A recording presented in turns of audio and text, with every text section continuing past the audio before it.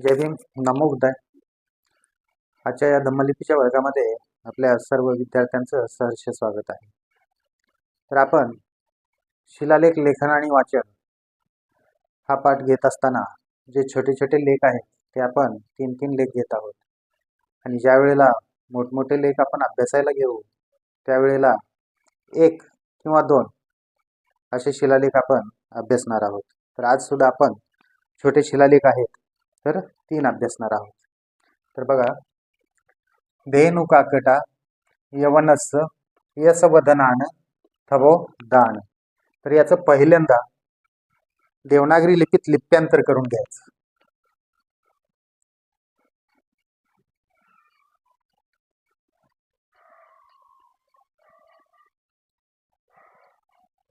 धेनु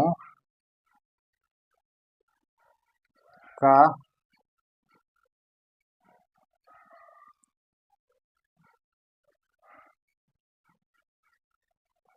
धेनुकाकटा यवनस्स य व न स यस वदनान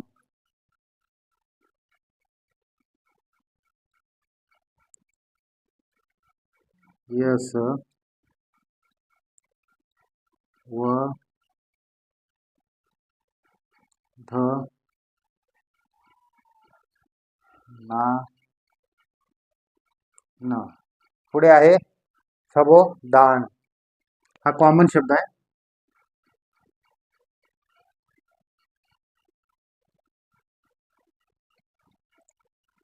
थबो दानम.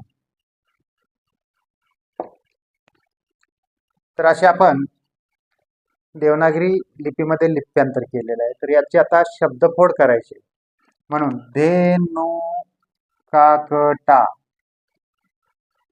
यवनस यशवदनान आणि थबोदान हा कॉमन शब्द आहे. तर हे आपण शब्द तयार केले. तर या शब्दांचे मराठी अर्थ काय होतात ते बघूया आता.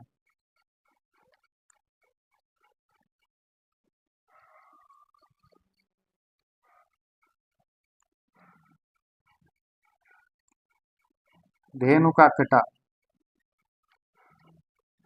म्हणजे आजचं डहाणू शहर.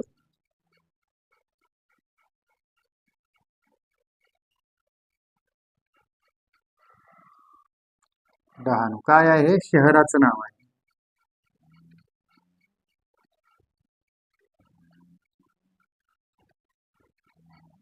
शहराचे नाव. त्यानंतर काय आहे? यवनस्स.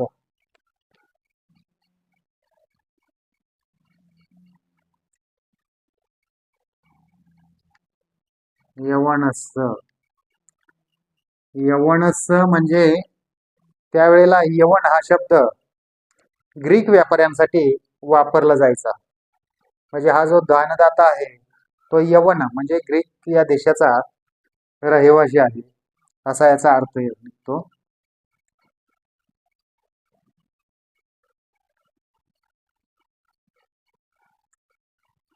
ग्रीक व्यापारी.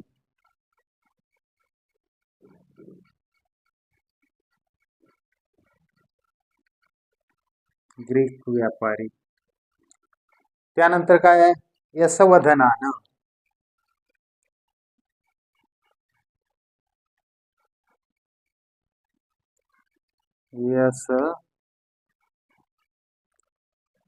यशवदनान. यशवदनान याचा अर्थ होतो यशवर्धन.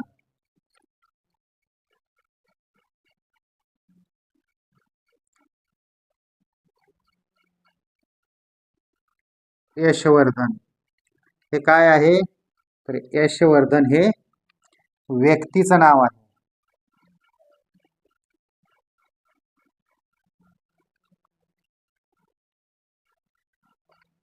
व्यक्तीचे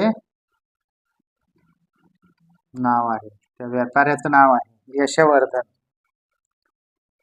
तर यशवर्धनान थबोदान, थबो म्हणजे स्तंभ,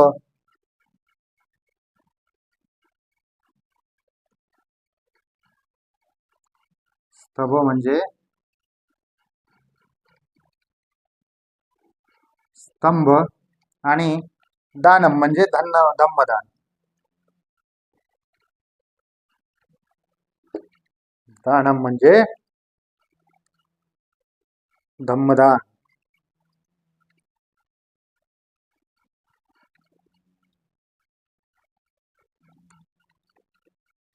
आता हे याचे झाले, या शब्दांचे मराठी अर्थ झाले. आता आपण वाक्य रचना बनवायची आहे. तर याचा मराठी अर्थ कसा होईल बघा.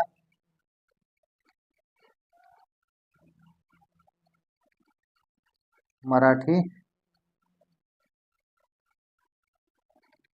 अर्थ, मराठी अर्थ असा होईल की डहाणू येथील ग्रीक व्यापारी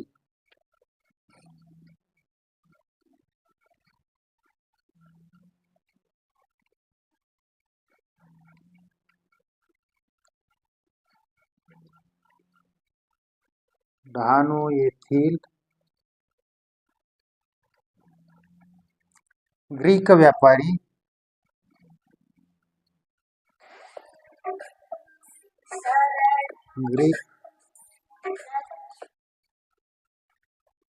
ग्रीक व्यापारी कोण आहे? ग्रीक व्यापारी यशवर्धन. काय? यशवर्धन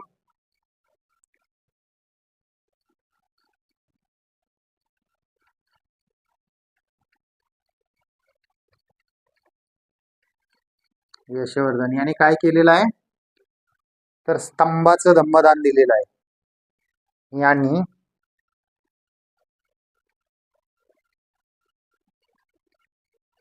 यांनी स्तंभाचे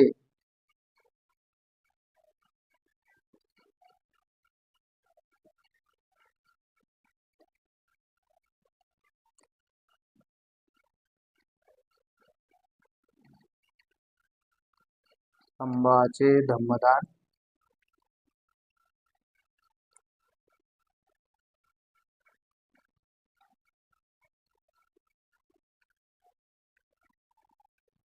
दिले.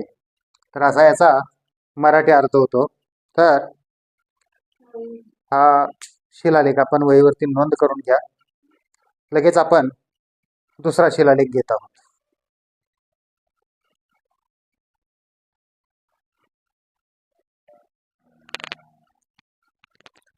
तर आजच्या पाठातील आता हा दुसरा शिलालेख आपण अभ्यासूया.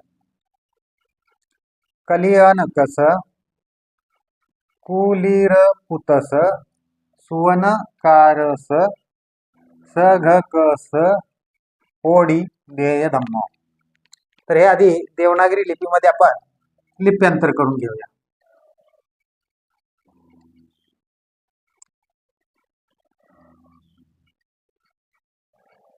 या शिलालेखामध्ये क ची वेलांटी, ल ची वेलांटी अभ्यासा अशी ल ची वेलांटी आपण शिकवलेली नाही, परंतु शिलालेखामध्ये अशा प्रकारे ल ला वेलांटी आलेली आहे.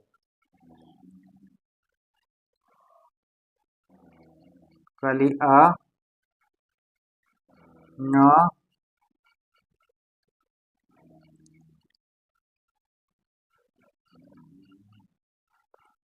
कलियन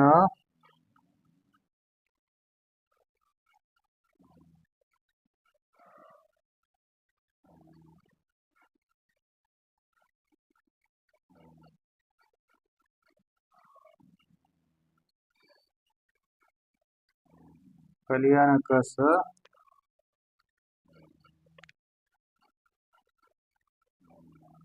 कुलीरपुतस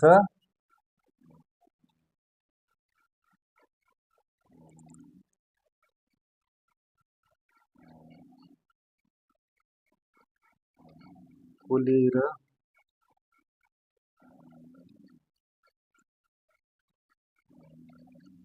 पुत सुवनकारस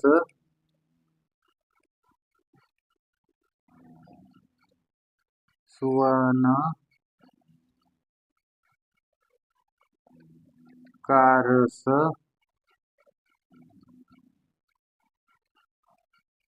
संघकस संघकस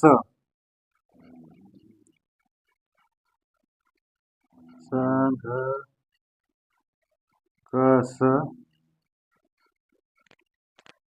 पोळी देय धम्म हा कॉमन शब्द आला.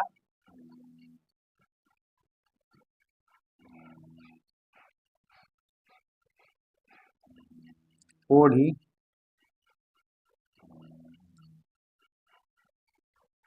देय धम्म. तर अशा प्रकारे आपण देवनागरीमध्ये लिप्यांतर करून घेतलेला आहे. तर शब्दफोड कशी करायची आहे बघा. कलियन कस इथे स आला, इथं शब्द आपण संपवला. कुलीर पुत्तस इथे स आला, इथे शब्द संपवला. सुवनकारस इथे स आला, इथे शब्द संपवला. संघकस इथे स आला, इथे शब्द संपवला. पोळी देय धम्म हे कॉमन शब्द आहेत. तर अशा प्रकारे आपण देवनागरीमध्ये लिप्यांतर करून घेतलं. तर आता याचे मराठी अर्थ काय होत आहेत ते अभ्यासूया.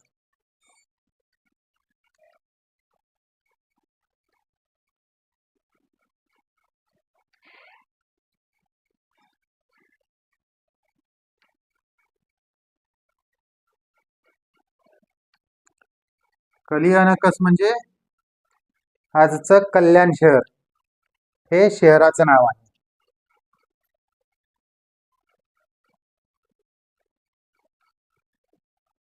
कल्याण हे काय आहे? शहराचं नाव आहे.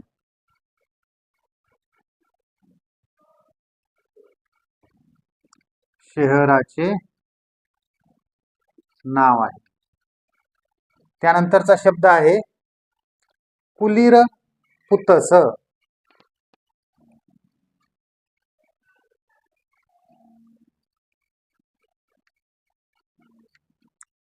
कुलीर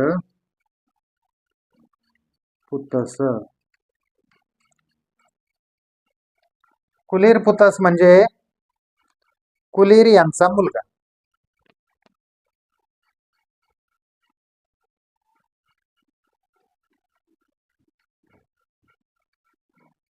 कुलीर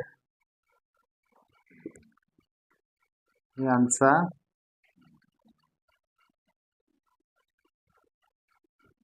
मुलगा. कुलीर यांचा मुलगा. त्यानंतर कुलीर पुत्तस झाल्यानंतर सुवनकारस.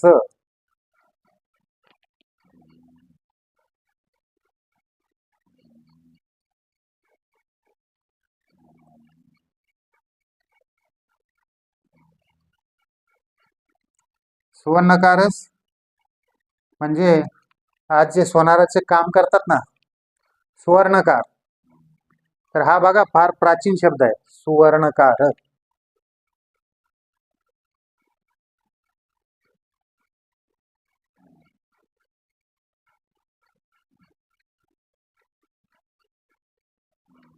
सुवर्णकार.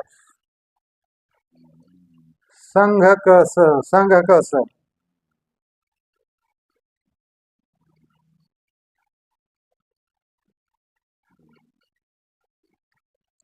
संघकस म्हणजे संघ व्यक्तीचं नाव आहे.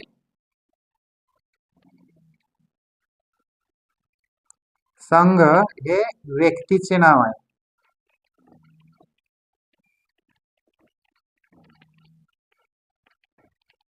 व्यक्तीचे नाव आहे. त्यानंतरचा शब्द आहे संघकस पोळी देय धम्म.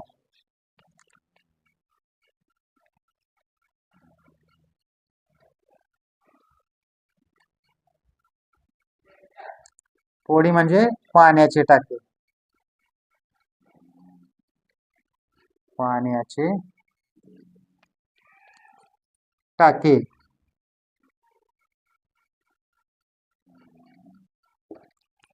आणि देय धम्म म्हणजे धम्मदान दिले.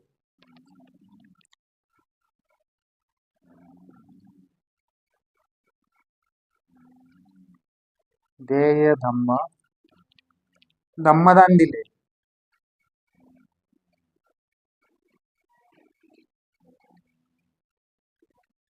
धम्मदान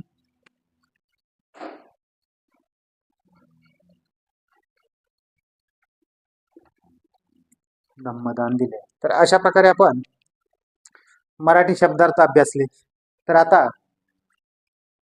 याची वाक्यरचना कशी करायची बघा. आता मराठी अर्थ.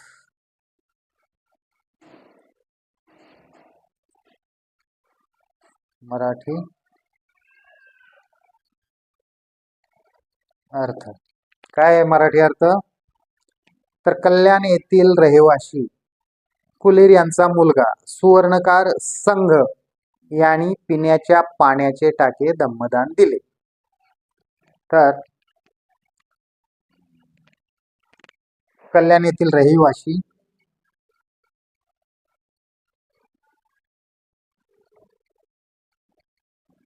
कल्याण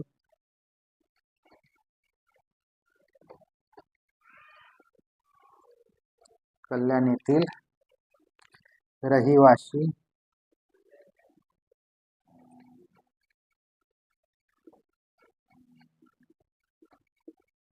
कल्याण येथील रहिवाशी कोण आहे? कल्याण येथील रहिवाशी कुलीर यांचा मुलगा. कुलीर यांचा मुलगा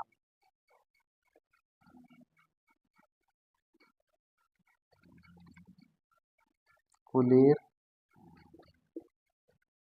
यांचा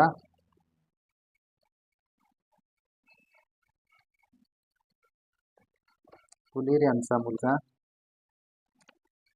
संघ यांनी पिण्याच्या पाण्याचे टाके धम्मदान दिले. मुलगा संघ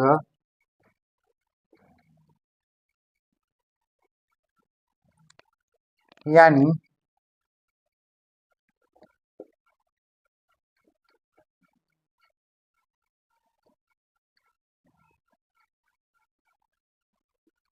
पिण्याचे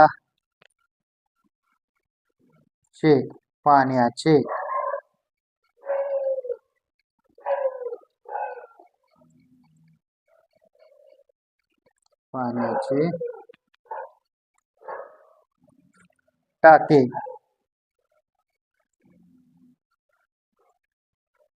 टाके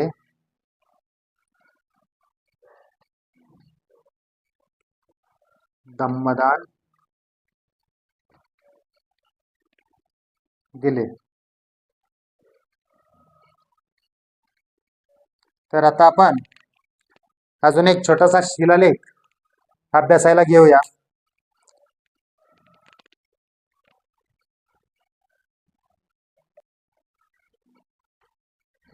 तर आजच्या या पाठातील आपण 2 शिलालेख अभ्यासलेत.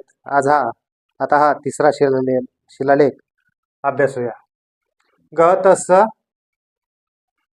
महादेव नकस मातू भयलाय दान. तर हे देवनागरीमध्ये लिप्यांतर करून घेऊया आपण. ग ह त स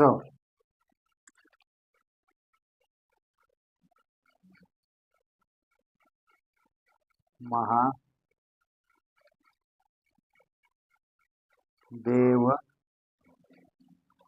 न क स.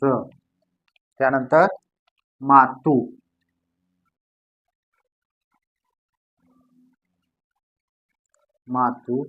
भयलाय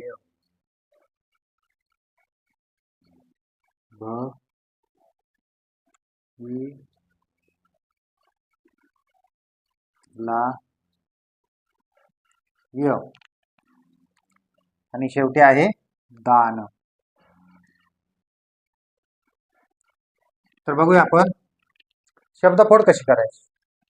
गहतस, महादेव नकस, मातू, भैलाय, भैलाय, आणि शेवटी दान. दान हा कॉमन शब्द आला.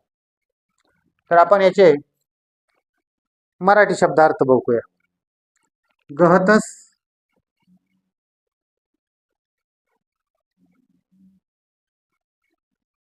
गहतस म्हणजे ग्रहपती. गहतस म्हणजे ग्रहपती.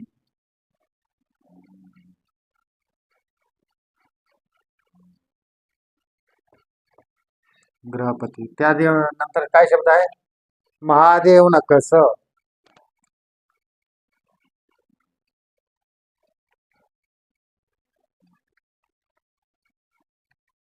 महादेव नकस. महादेव नकस म्हणजे महादेव नाक हे व्यक्तीचं नाव आहे. महादेव नाक.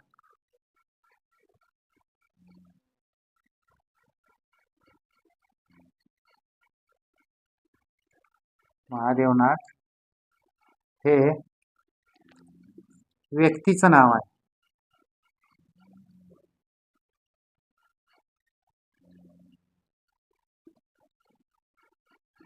हे व्यक्तीचे नाव आहे. त्यानंतरचा शब्द येतोय मातू.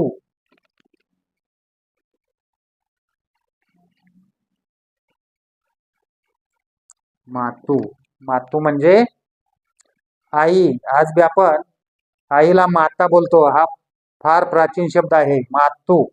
मातू म्हणजे आई, आणि आईला आज भी आपण माता बोलतो. त्यानंतर मातू, भैलाय.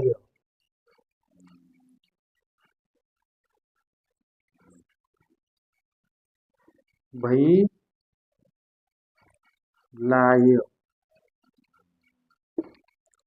भैलाय म्हणजे बैला.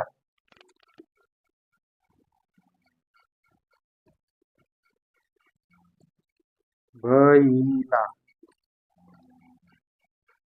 तर लक्षात ठेवा, या वेळेला स्त्रीवाचक शब्दाचा वापर असेल किंवा नावाचा वापर असेल तर त्यावेळेला शेवटी य येतो.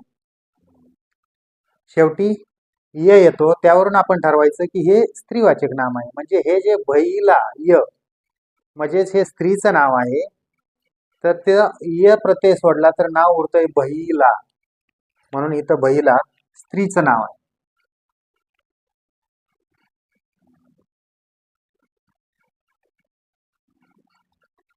स्त्रीचे नाव आहे. तर यांनी काय केलेलं आहे? तर यांनी दान दिलेलं आहे. काय दिलंय दान याचा उल्लेख केलेला नाही.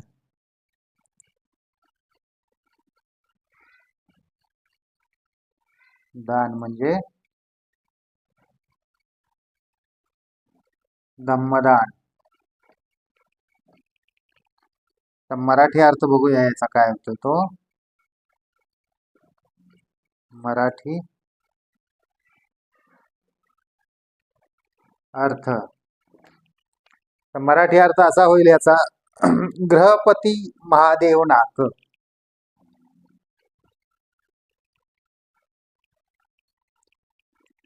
ग्रहपती महादेव नाक.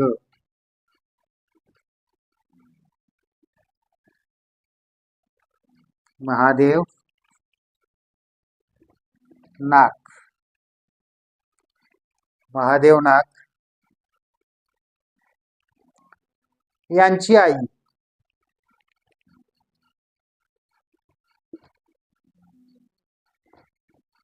यांची आई कोण आहे? तर बहिला. हिने धम्मदान दिले.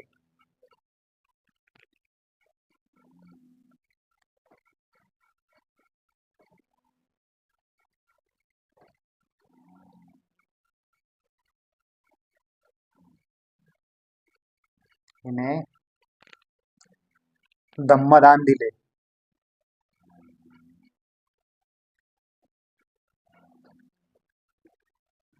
धम्मदान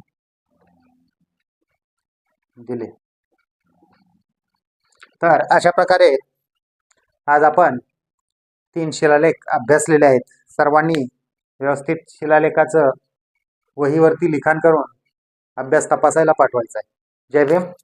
नमो बुद्धाय.